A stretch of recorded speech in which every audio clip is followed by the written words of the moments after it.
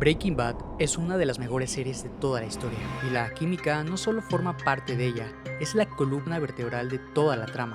Como alguien que ha estudiado química durante años, siempre me ha impresionado cómo el conocimiento químico se utiliza para resolver distintas situaciones a lo largo de toda la serie. Pero la química va mucho más allá de fórmulas y reacciones. También funciona como una metáfora del enorme cambio físico y mental que atraviesa Walter White. En este video analizaremos todas las referencias químicas de la serie y explicaré la ciencia detrás de ellas de una manera clara y sencilla.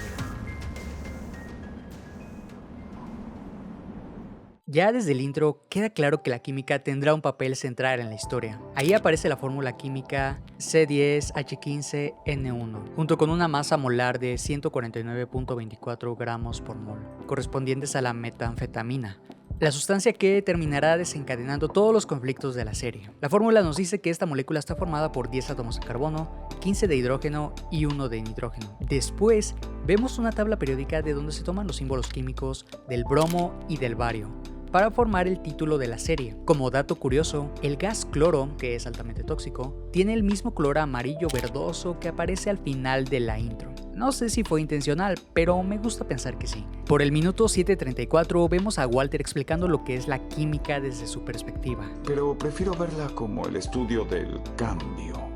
Una referencia a lo que él mismo experimentará a lo largo de la serie.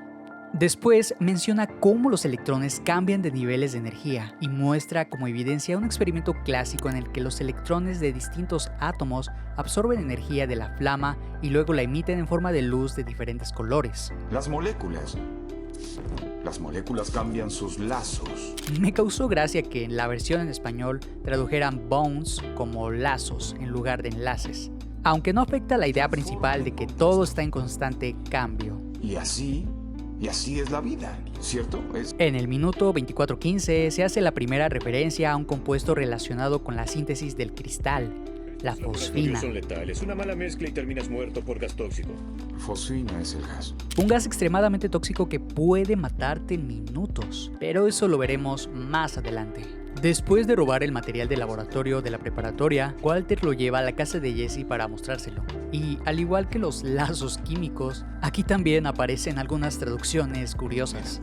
Mira esto, una cubeta de recuperación estilo Keldan, un frasco redondo para hervir de 5000 mililitros. Walter llama cubeta de recuperación a un matraz volumétrico. Carísimo, por cierto. También le dice frasco redondo a un enorme matraz bola. Honestamente, ni siquiera yo he visto uno tan grande en persona. Después, Walter le explica a Jesse que los matraces volumétricos no están hechos para cocinar, ya que su verdadera función es medir volúmenes con gran exactitud, porque pueden descalibrarse si se calientan. Por otro lado, los matraces bola tienen esa forma porque permiten distribuir el calor de manera más uniforme, facilitan la agitación de la mezcla y hacen más sencilla la recuperación del producto de una reacción.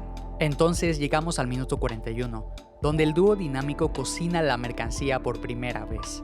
En la escena se puede ver una gran cantidad de materiales del laboratorio, matraces, filtros, morteros y pistilos, que parecen pequeños molcajetes, además de varios disolventes. Lo primero que hacen es extraer y purificar la pseudoefedrina de los medicamentos que consigue Jesse. En el siguiente paso hacen reaccionar la pseudoefedrina pura con fósforo rojo y ácido yodhídrico, obtenidos de cajas de cerillos y desinfectantes, respectivamente. Lo que buscan en esta reacción es reducir el grupo OH de la molécula, es decir, eliminarlo para obtener el producto deseado. Pero, como mencionan durante el capítulo, esta reacción también produce fosfina como subproducto, razón por la cual tienen que usar máscaras todo el tiempo. A pesar de eso, logran obtener D-metanfetamina con una pureza muy alta, lo que explica por qué el producto final tiene ese aspecto tan cristalino.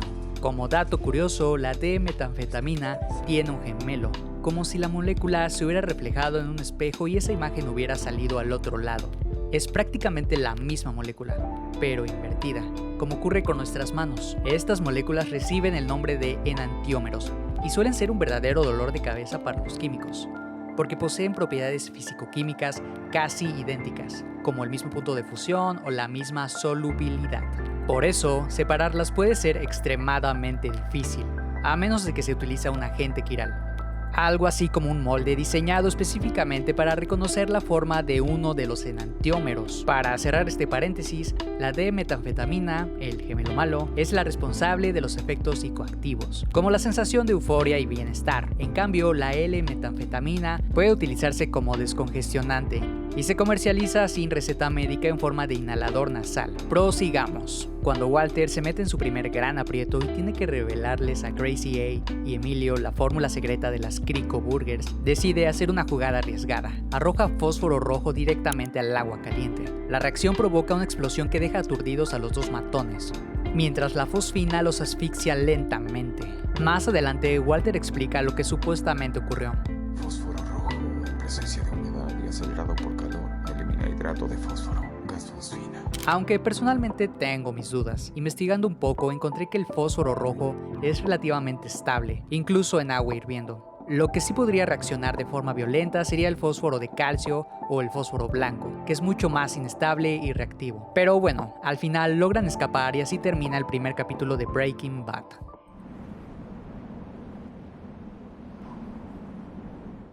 En el minuto 9:40 del segundo episodio, Walter explica el concepto de quiralidad, una idea fundamental dentro de la química. Una molécula quiral puede existir en dos versiones llamadas enantiómeros, que son imágenes espejo no superponibles, tal como lo mencioné antes. En esa misma escena, el señor Cristal explica uno de los casos más famosos y desastrosos relacionados con moléculas quirales, la talidomida. De manera similar a la metanfetamina, la D-talidomida sería el gemelo bueno, ya que posee un efecto sedante sin una dosis letal tan peligrosa. En otras palabras, una persona podría consumir grandes cantidades de este medicamento sin sufrir consecuencias mortales inmediatas. Por otro lado, la L-talidomida sería el gemelo malo, debido a que es teratogénica, es decir, puede provocar deformaciones en los fetos. Unos minutos después, vemos a Walter llevando varios galones de ácido fluorhídrico para realizar un experimento casero muy peculiar. En el minuto 23, Walter manda a Jesse a comprar polietileno, el polímero más simple que existe, ya que está formado únicamente por unidades de CH2, enlazadas como si fueran eslabones de una cadena. Además, es uno de los plásticos más fáciles de fabricar y es químicamente inerte.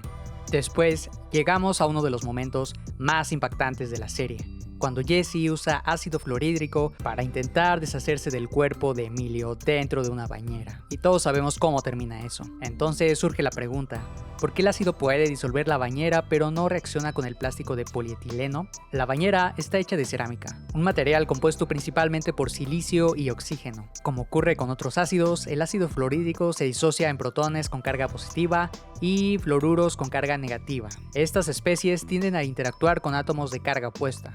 Los protones se unen al oxígeno, mientras que el fluoruro se enlaza con el silicio. Como resultado, los enlaces silicio-oxígeno se debilitan y la estructura termina colapsando.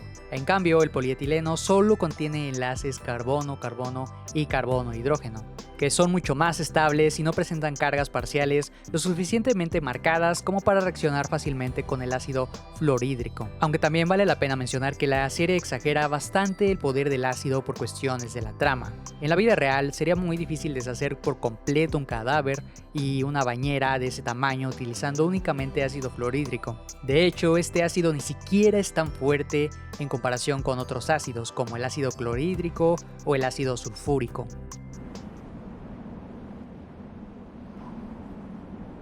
Iniciando el capítulo 3, podemos ver al dúo Maravilla rociando bicarbonato de sodio de naturaleza alcalina para neutralizar el ácido esparcido por el lugar. Una reacción de neutralización ocurre cuando un ácido y una base reaccionan entre sí para formar agua y una sal. Limpiar la escena del crimen le recuerda a Walter una conversación del pasado, cuando estaba realizando un análisis de la composición elemental del cuerpo humano. Al sumar todos los porcentajes, el total no llega exactamente al 100%, lo que lleva al Walter del pasado a preguntarse si faltó algo más. No es hasta el final del capítulo cuando Gretchen sugiere que el porcentaje restante podría ser el alma, y Walter toma el comentario con gracia. ¿Y qué hay del alma?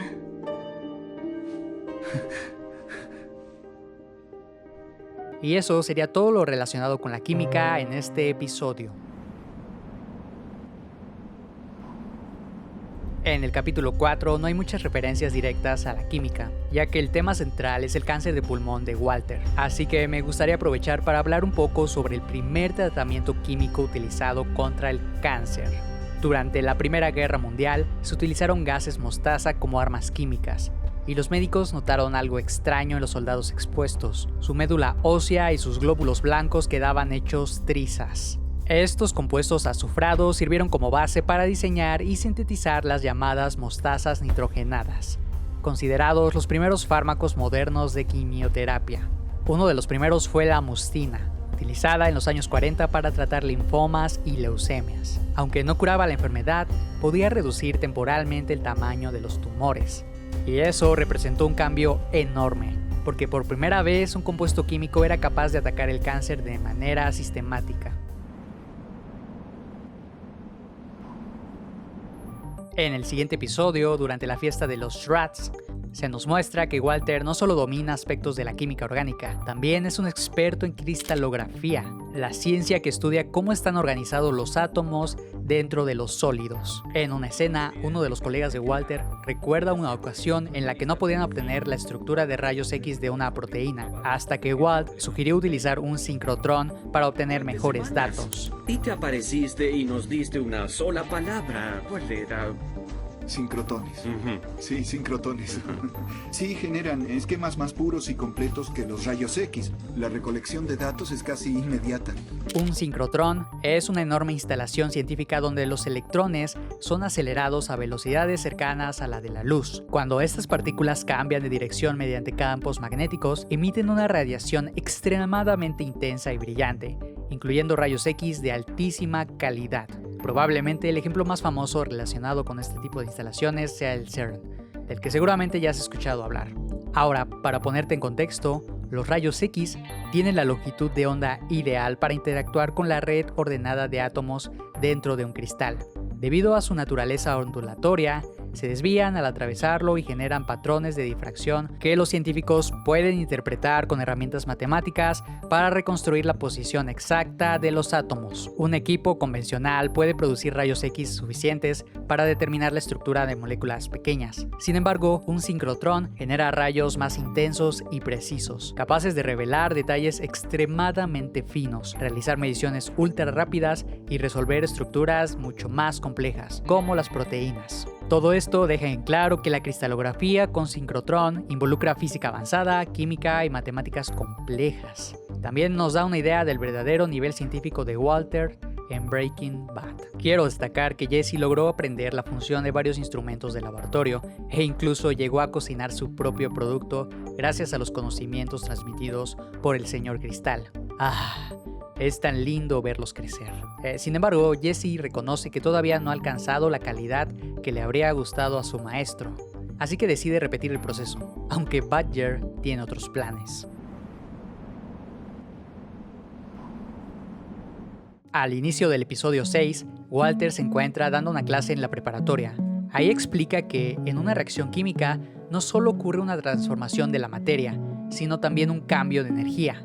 Una forma sencilla de entenderlo es pensar que existen reacciones capaces de liberar energía, pero que lo hacen de manera muy lenta, como la oxidación de un metal. En química decimos que estas reacciones son termodinámicamente favorables, pero cinéticamente desfavorables. Por otro lado, existen reacciones que ocurren de forma extremadamente rápida, como una explosión, donde gran parte de la energía se libera en forma de calor, luz y sonido. En estos casos, la reacción es tanto termodinámica como cinéticamente favorable. Además de los explosivos, durante esta clase también se menciona el fulminato de mercurio, cuyos efectos veremos a continuación. El fulminato de mercurio son un ejemplo primordial de un cambio rápido y violento. El más violento, la explosión. Alrededor del minuto 43, vemos por primera vez a Heisenberg, quien llega para reclamarle a Tuco el dinero del producto que le quitó a Jesse, además de una compensación por haberlo enviado al hospital. Obviamente, Tuco no lo toma en serio. Entonces, Heisenberg saca un pequeño cristal de lo que todos creen que es metanfetamina, pero en realidad resulta ser fulminato de mercurio. Al arrojarlo al suelo, provoca una enorme explosión que sacude todo el lugar. El fulminato de mercurio es una sal cuyo grupo fulminato está formado por oxígeno, nitrógeno y carbono. Se trata de una estructura bastante inestable, en parte porque presenta una distribución de cargas poco favorable, lo que la vuelve altamente reactiva. Curiosamente, si intercambiamos las posiciones del carbono y el nitrógeno, obtenemos el grupo cianato, capaz de formar compuestos mucho más estables e inertes. En cambio, los fulminatos pertenecen a una familia de explosivos extremadamente sensibles al calor, la electricidad y a los impactos. Y odio volver a romper la ilusión, pero una vez más la serie exagera bastante los efectos reales de la explosión por razones dramáticas. En el minuto 14 del último capítulo, Walter propone una nueva metodología para obtener más de 2 kilos de producto sin la necesidad de utilizar pseudoefedrina. Además, en esta escena escuchamos una de las frases más icónicas de Jesse en toda la serie. Yeah, Mr. White. Yes, science. Entonces, ¿en qué consiste esta nueva ruta sintética? Primero, hacen reaccionar ácido fenilacético con ácido acético en presencia de óxido de torio y aplicando calor. Como dato curioso, el óxido de torio se obtiene a partir del nitrato de torio que aparecía en la lista de compras y su función es actuar como catalizador, es decir, facilitar la reacción entre ambas moléculas para producir fenilacetona, una materia prima clave para obtener el cristal. Después, llevan a cabo una aminación reductiva utilizando metilamina, una sustancia restringida al público por razones bastante obvias, motivo por el cual terminarán robándola de un almacén químico de alta seguridad. El siguiente paso consiste en reducir el grupo imino para transformarlo en una amina, utilizando hidróxido de sodio y aluminio. Sin embargo, este proceso tiene un problema importante. Produce ambos enantiómeros de la metanfetamina en proporciones similares, lo que se conoce como una mezcla racémica. El proceso de separar esos enantiómeros se llama resolución racémica y es considerado uno de los temas más complejos dentro de la química orgánica. En la serie no se explica cómo realizan este último paso que da origen al característico producto azul. Sin embargo, una posibilidad sería utilizar un ácido carboxílico quiral. Este compuesto podría formar diastereoisómeros con cada uno de los enantiómeros de la metanfetamina, otorgándoles propiedades físicas distintas y haciendo posible su separación. Por último, Cricoman y Chico Meta necesitan conseguir metilamina de un depósito químico. Para romper los candados y atravesar las puertas metálicas, a Walter se le ocurre utilizar termita, una mezcla de óxido de hierro y aluminio. En esta reacción, el aluminio le roba el oxígeno al hierro debido a su mayor afinidad química. Como resultado, se obtiene hierro fundido, óxido de aluminio y una enorme cantidad de energía liberada en forma de calor, alcanzando temperaturas superiores a los 2500 grados centígrados, suficientes para fundir acero. Y sí, una vez más la serie exagera un poco los efectos reales, pero eso no importa, porque Walter y Jesse logran robar un tambo de metilamina y continuar con la síntesis de su producto. Y bueno, estas fueron todas las referencias químicas presentes en la primera temporada de Breaking Bad. Parte de la información utilizada para este video la obtuve de los canales de Breaking Bad y Germán Fernández. Te recomiendo mucho sus videos si quieres profundizar aún más en las reacciones y conceptos que aparecen en la serie, esperando claro que sea únicamente con fines académicos. Todo esto es hipotético, ¿no es así, Tom? ¿Académico? Por supuesto, señor. Si quieres que siga explicando la química de las siguientes temporadas, no olvides dejar tu like y comentar el video. Muchas gracias.